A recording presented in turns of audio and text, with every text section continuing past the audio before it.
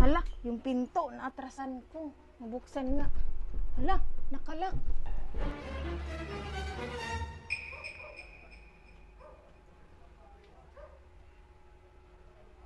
Ang tagal ko na hindi nabisita. Itong bodega namin sa office. Dati buwan-buwan ako dito bumibisita.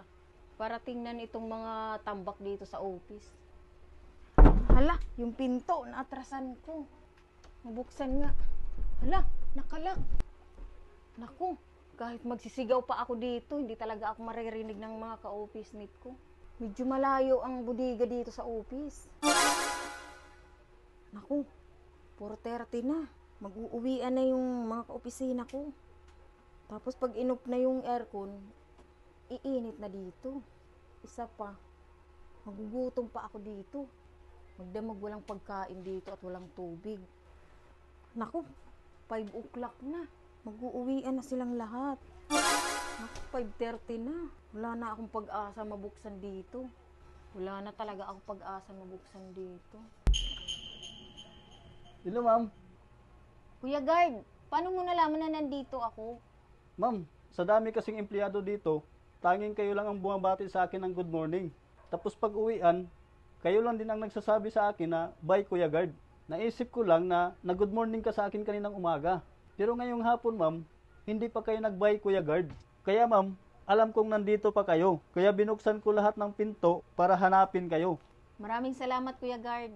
Ma'am, tumayo na kayo para makauwi na kayo.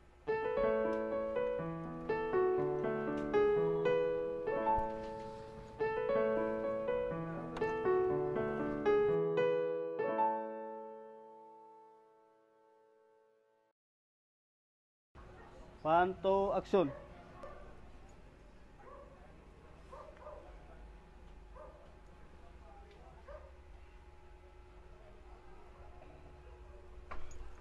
Hindi pa. Ano ba yan si Victory? Ano ba naman yan? Hindi, tama na yan. Dito ka na. Ano ba Dito ka na. naman? Hindi, tama yan. Dito ka muna. Dito ka muna yan. Ganyan. Oh, ganyan. Ito, konti. Nasara na eh. Hindi, ibukas mo ng konti. Yan, ganyan. Tumudo na ako ng tumbay. Ganyan. Ganyan. Ito sa... Ito, yun lang yan. Ano? Go. Hello, ma'am. Okay. Tapos nagtanong na si, ano, di ba? 1, 2, action. Ang tagal ko na hindi nakabisita dito sa... Hindi, ito lang, ang tagal ko nang hindi nakabisita. Doon